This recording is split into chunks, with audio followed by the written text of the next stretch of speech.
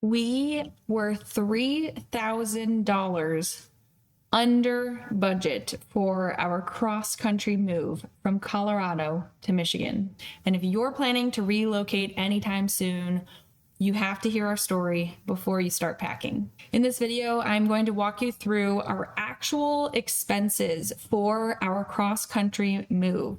This is sort of a case study after the fact, and I want to break down where we spent our money, why we spent our money, what I would do differently, and what I think actually went really well. I'm going to walk you through all of our moving expenses and share with you how exactly we were able to stay underneath our given budget by shopping around for the best prices for moving, as well as utilizing the help of our friends and family. And as usual, if you found this video helpful in any way, please be sure to give it a like, subscribe to the channel for more content like this, and share below in the comments what you found to be the most shocking in our moving expenses. Now let's start off. What exactly was our moving budget? So we were coming out here to Michigan, where we are at now, for a new job for my husband. We are moving to a new church, and the church did give us a budget that they were willing to reimburse us for, which was $10,000. At first, when I started doing some preliminary research, this sounded like maybe too small of an amount just based on some of the averages I was hearing.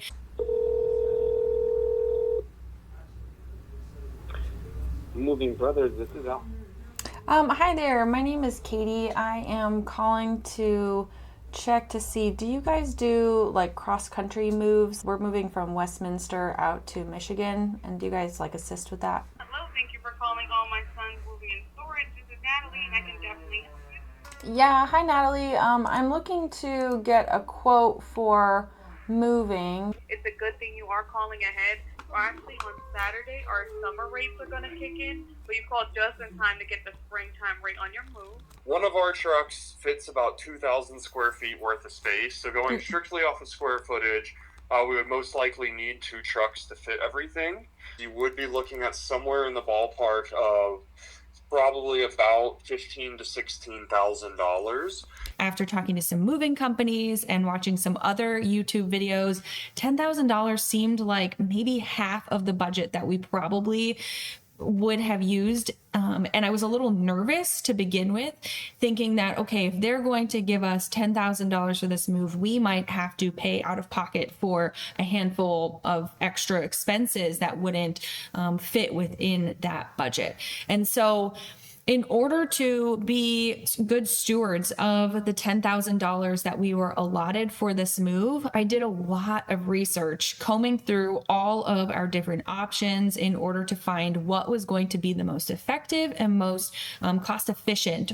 Now, I did a video a little bit ago about the 3 main options that we were considering for our move. The first option was kind of like an all-encompassing move, going with a company to help pack up everything, ship it out there, and then unpack it on the back end. The other option we had considered was actually purchasing a shipping container, putting all of our stuff into the shipping container, having that moved out to Michigan. And then the last option was basically renting a U-Haul vehicle, loading it ourselves, driving it ourselves, and then unloading it ourselves in the back end. The option that we did end up going with was getting the U-Haul and loading it ourselves, driving it ourselves, and then unpacking it ourselves on the other end. Now, when I say ourselves, I mean that we didn't hire a company.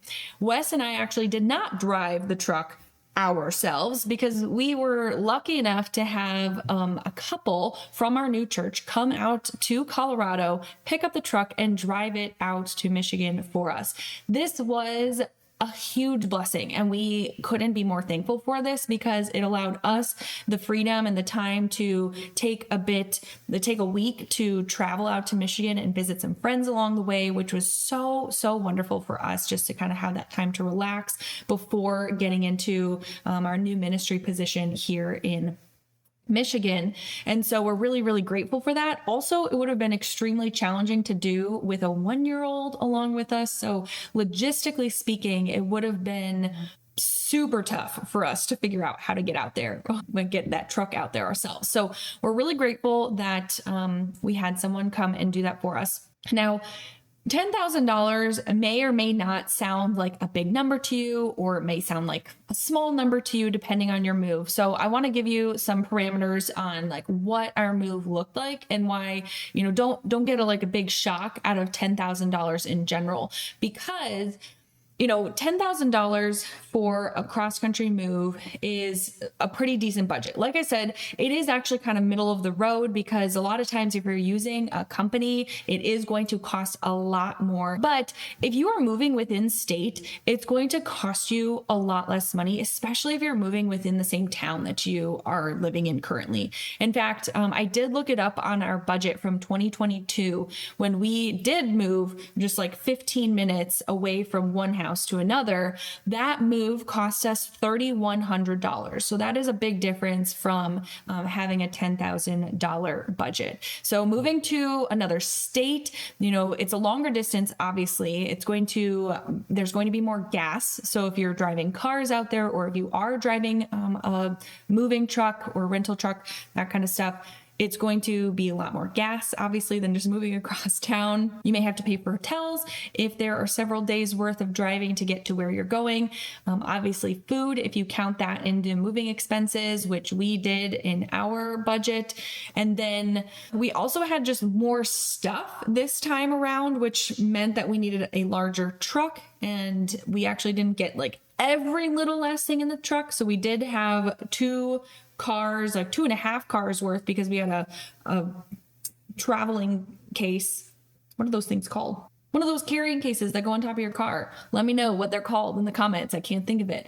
We had that on top of one of the cars. So we had 2 cars worth. We had a 20-foot truck that we had with all of our stuff. So we had 2 cars worth plus the thing on the top, and then a 20-foot U-Haul truck, versus in 2022, when we moved from a pretty tiny house of only 1,100 square feet, we needed only a 10-foot truck, maybe a little bit bigger. But even at that, we didn't need as big of a truck, because we could, if we wanted to, and I think we did, I don't actually remember, we could do multiple trips if we wanted. The other nice thing was that we had friends who were helping us, who put stuff in their cars and loaded it up. So I think we only had 1 truck for our bigger items, like the mattresses and dressers and things like that. When you're moving cross country, that isn't really the case. You can't do just multiple trips, at least not easily. And it's going to cost you more money, because again, you're going to have to pay for more gas getting across the country. And then lastly, one of the other added expenses that we had that we didn't have before were other moving supplies, such as ratchet straps, more tape, and then blankets. Now, we actually did not pay for moving boxes ourselves, because in fact, you should never really pay for moving boxes yourselves unless you need something very specific. But so many people get rid of moving boxes or just cardboard boxes in general for free, either on Facebook Marketplace, or if you contact your local grocery store or any other store that gets big shipments in big boxes, like cardboard boxes. Tons of those places are getting rid of them for free. So we actually just needed to collect some from our friends, as well as I collected a few that I found for free on Facebook Marketplace. So we did not pay for a single box. We actually didn't pay for a ton of tape, because another friend of ours who had just moved previously was getting rid of a bunch of packing tape.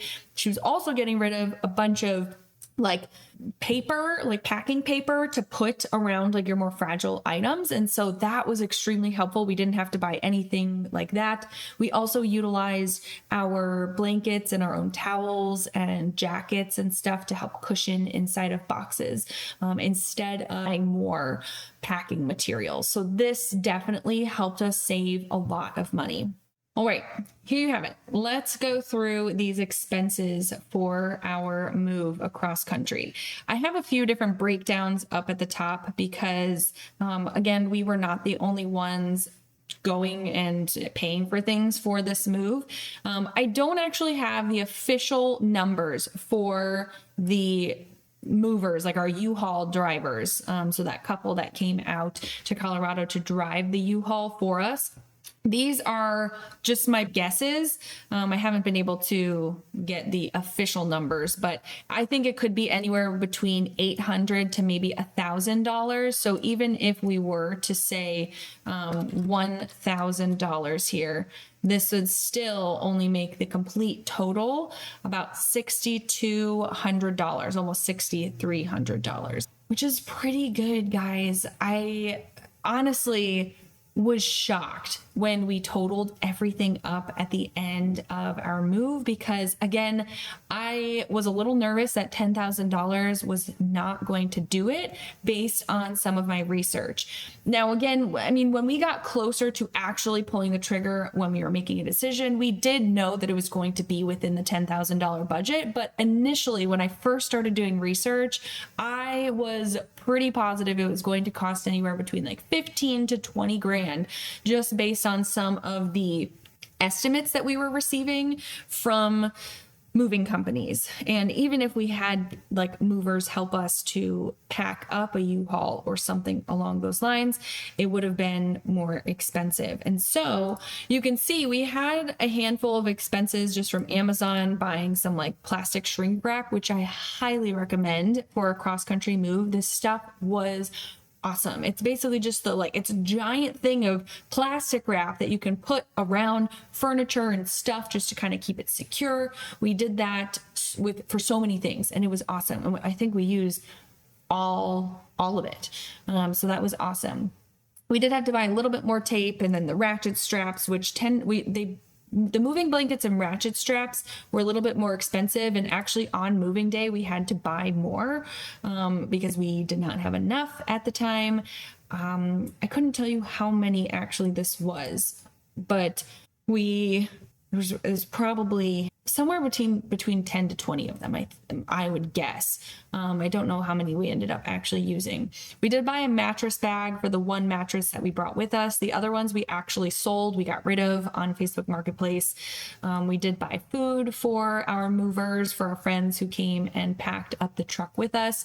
And then for the U-Haul, we spent just a little over $4,000, which was awesome, because even when I had first started getting quotes for any kind of U-Haul like company where you do a rental truck, some of them were actually closer to $10,000, but you can see this is the majority of our expense was the actual truck itself. And then everything else was, gas and food and some of the supplies.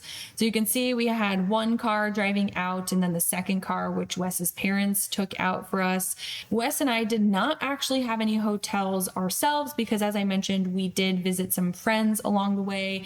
This saved us money on not only hotels, like lodging, but it also saved us money on food because they actually fed us, which was such a blessing. So we stayed with our friends for a week, or two different friends for half a week each, and stayed there for free, had food for free, which was such a blessing. One thing that I didn't add into here because I didn't necessarily count it as a moving expense, but we did end up spending money on some of the things that we did, like outings, just for fun. So it wasn't necessarily a moving expense, but probably like a couple $100 were spent on that. So you think about like the cost benefit, like the trade-off of, okay, we didn't spend money on hotels and food, but we did spend a little bit of money on these fun things with our friends. So I think still at the end of the day, we saved money because it probably would have been like a couple $100 for hotels. Cause like for Wes's parents, you can see they spent around like $200 or a little over $100. Or I guess a little over $200 is what I'm trying to say total. So 2 different nights in hotels. And so I think we probably still ended up saving money because of that, which was a huge blessing. That was a giant fly.